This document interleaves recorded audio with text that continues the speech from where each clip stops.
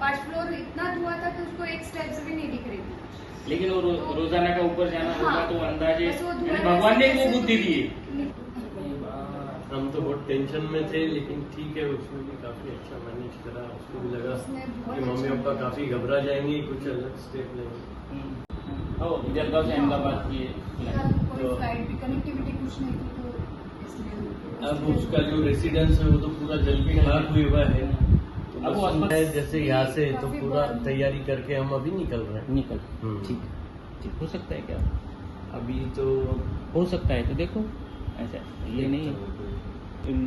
लोगों को एक ऊर्जा देने वाली रहती कि इतने इसमें भी ये लड़की ने जाबाज की बताई कि खुद की तो ये जान बात तो बहुत सही है कि बहुत ही मुझे लगता है कि बहुत प्राउड फील हो रहा है अभी। हाँ, ये वो तो proud वो तो भगवान ने- होगा। दुख तो है, भगवान ने कराया, दुख तो है, देखो। डर तो है, लेकिन प्राउड बाकी फील होता है। लोगों के लिए तो बहुत दुख है, क्योंकि अपने बच्चों के जैसे बाकी बच्चे सबसे बड़ा हादसा है ना ये। बहुत भयंकर। और वो बिल्डिंग में से निकलने वाली ये लास्ट लड़की थी। अरे बाप यानी पहले सब निकल चुके थे, उसको आवाज हो गई तो उसने बाहर खिड़की खोल के देखी कि क्या हुआ, तो बाहर ये सब तो इनके एक तो फोन उठाने के लिए फोन हाथ में, तो देखते तो दरवाजा खोलते से हलचल चल रही थी तुम्हारे। बस हम तो यहाँ से निकलने के इसमें ही थे कि भाई क्या हुआ, मैं क्या 6 है बजे क्या की नहीं। ट्रेन से निकलने वाली, बच्चे सही बोल रहे, बस गलत मैं बोल रहे, कितना मेजर टाइप कर हुआ दिया है। और निकलने वाले थे हम। लड़की को सबसे ज्यादा प्यार करने वाला बस वो सेफ है। उसका फोन आया तो उसमें हम काफी खुश थे, लेकिन फिर भी टेंशन था कि भाई कुछ हुआ है, ये कम बता रहे अपने को। तो वो हिसाब से मैंने मेरे जो भी वहाँ पर परिचित है उनसे बात करके उनको वहाँ पर भेज कर सारा सब रिपोर्टिंग ले। हाँ दीदी मैं आ जाऊंगा।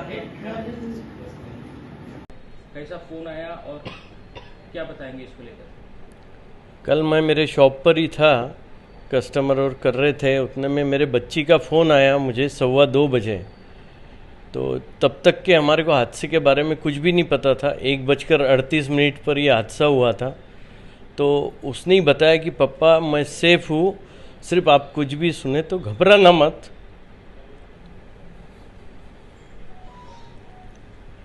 उसके बाद में ही हमारे को पता चला, फिर न्यूज़ चैनल और सब देखे क्या हुआ है, क्या है क्या नहीं। कैसी अपनी जान बचाई है उसने? ये उस वक्त हॉस्टल पर ही थी जहाँ पर यह हादसा हुआ। ये गुजरात कैंसर रिसर्च इंस्टीट्यूट में इसका डीएम चल रहा है, ऑन्कोपैथोलॉजी का 2nd ईयर।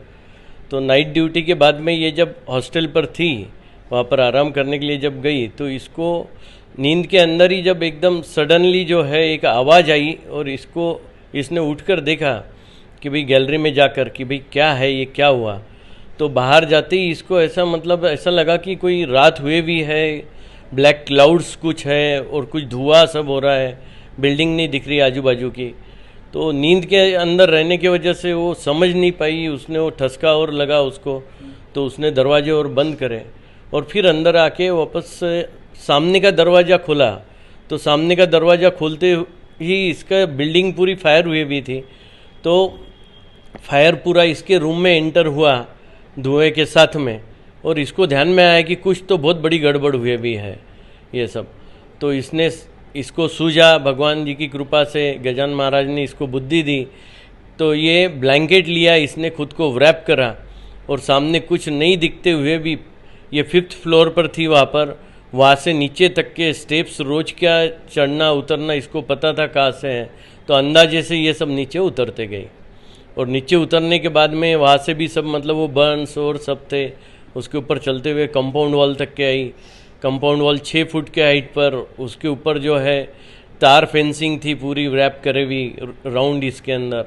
वो चढ़ना पॉसिबल नहीं, लेकिन फिर भी कोशिश करके 3-4 बार गिरते हुए ऊपर तार को पकड़कर ये कैसे तो भी चढ़ी ऊपर, और फिर उधर से तार में भी अटकी हो, उसके बाद में दूसरी तरफ छलांग लगाई और ऐसे इसने जान बचाई। कहाँ उसको जख्मों हुई? इसको इंजरी जो है फायर के वजह से चेहरा, हाथ, ये वो सब, ये तो रेडिशनेस ये पूरा आया हुआ ही था। कल हमने देखा वो वीडियो कॉल के अंदर। लेकिन इसको मेन जो जख्म और जो है पैर के ऊपर और पाम पर, हाथों के इस पर ऐसा सब हुआ है, और तार के अंदर अटकने की वजह से कुछ ये हुए है ब्लीडिंग। और किस तरीके का फोन था और घबराने जैसी क्या बात थी उसमें? ये शॉप से आए और हम लोग न्यूज़ देख के घबराएंगे बोल के इनको पहले पता चला।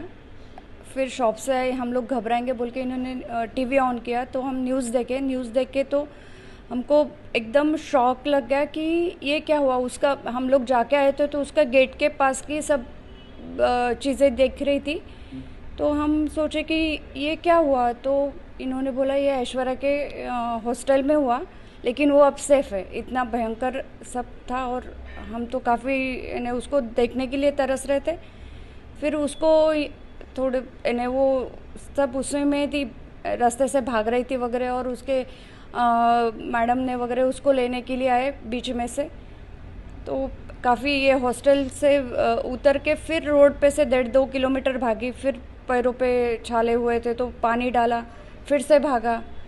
फिर आधे बीच तक के उसके मैडम उसको लेने के लिए आए। फिर अभी वो उसको फिर हॉस्पिटल लेके गए। पैर वैरों को थोड़ा फर्स्ट एड ट्रीटमेंट वगैरह चल रहा था उसका। फिर उसने कॉल किया कि मैं सेफ़ हूँ, और इन्होंने हम सबको फिर उसका चेहरा वगैरह बताया तो काफ़ी रेडिशनेस था, हाथ पैर तो काफ़ी बर्न हुए थे, चेहरा भी काफ़ी काला और ऐसे तकलीफ़दायक चीज़ें थी, लेकिन वो बची। यही हमारे लिए सबसे आनंद की बात थी। हादसा तो बहुत बुरा हुआ, लेकिन उसमें से अपन थोड़े सेफ है। यही भगवान का बहुत बहुत शुक्रिया मानते हुए, गजानन महाराज का बहुत बड़ा आशीर्वाद रहा है उसके लिए। बहुत बहुत धन्यवाद भगवान।